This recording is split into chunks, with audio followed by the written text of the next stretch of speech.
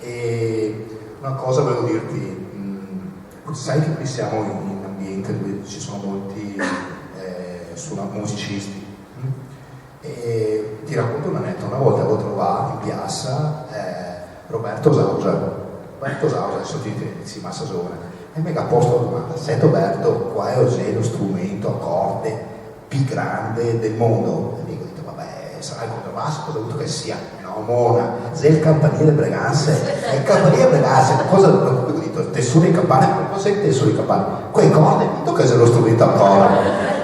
Insomma, perché spiega anche in fondo, Andrea, è il campanile Breganze, sei un enorme, cos'è, un basso? O sono diverso, non so, dico sparcassare. Allora, per andare un po' più nello specifico, il campanile sì, è uno strumento musicale, in sé la campana è uno strumento musicale, fa parte della famiglia degli idiofoni, quindi per esempio come lo xilofono, che se il corpo stesso percosso produce un suono. E dopo la fisica della campana è molto complessa, perché che fa la nota della campana, ad esempio, lo spessore, il diametro, il peso, la grandezza, il battoccio, il punto di battuta del battoccio, quindi andiamo un po' sul complesso. Noi altri, suonando a corda, quindi suoniamo con rotazione di campana completa a 360 gradi, quindi la campana per produrre il suono fa un giro di 360 gradi e fa uno squillo unico, un tocco unico. Ogni campanaro, quindi ogni corda, ogni campanaro si può paragonare a un tasto del pianoforte. Cioè, quando si fa musica si segue uno spartito un po' particolare, perché sostituiamo le note con numeri, perché può essere un linguaggio universale a tutti i campanili. Se io vado a suonare per esempio a schio, per esempio, se sono le corde, anche se siamo in tonalità diversa, quindi Breganze è un si bemolle, schio può essere un do, chiamando la musica a numeri riesco a suonare lo stesso anche se cambia la scala.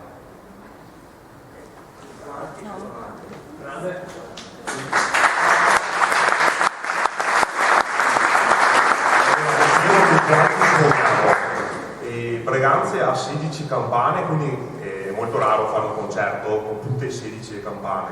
Se suonassimo tutte ci vorrebbero 17 persone più il maestro, quindi 18. Le campane che si possono suonare possono essere dalle 3 in su. Abbiamo vari spartiti in base al numero di campane che vogliamo suonare. Fate concerti anche a Breganze? Sì, ogni fine settimana. Il concerto dura 5 minuti, quindi il tempo è abbastanza breve, però ogni fine settimana sì. A che ora? Allora, nel periodo invernale alle 18:30, al sabato sera, e alle 19 da marzo fino a ottobre.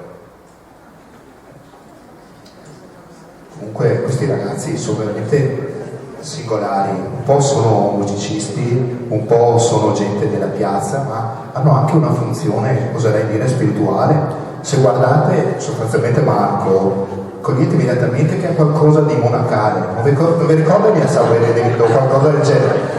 In qualche maniera sono anche interpreti, no? Ve lo dico sempre, di qualcosa di divino, in qualche modo sono voce del divino, perché dimmi tu, quando suona la campana, come suonare la campana è come pregare. Come pregare.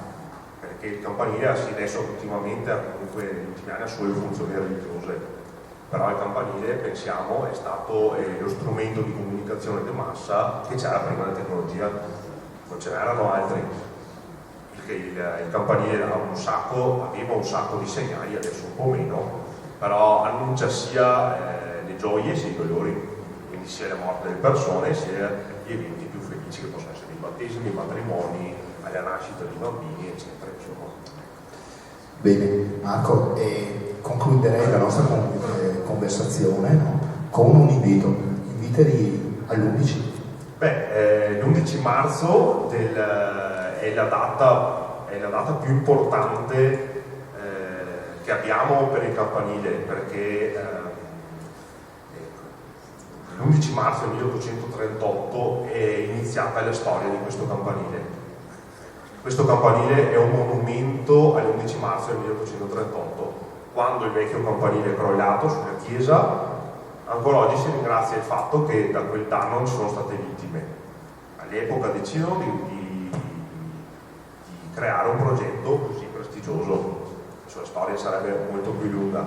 Però vi invito alla sera, da 3 anni a questa parte abbiamo ricominciato a festeggiare quel giorno. Una celebrazione di ricordo, che non sarà una messa, ma è solo una piccola celebrazione dove saranno alcuni momenti con un rinfresco e ovviamente i concerti di campane, se saranno 2. Grazie Marco, grazie anche dell'ultimo insegnamento, lavorare è anche un disastro, può essere un esempio della cosa buona. Grazie.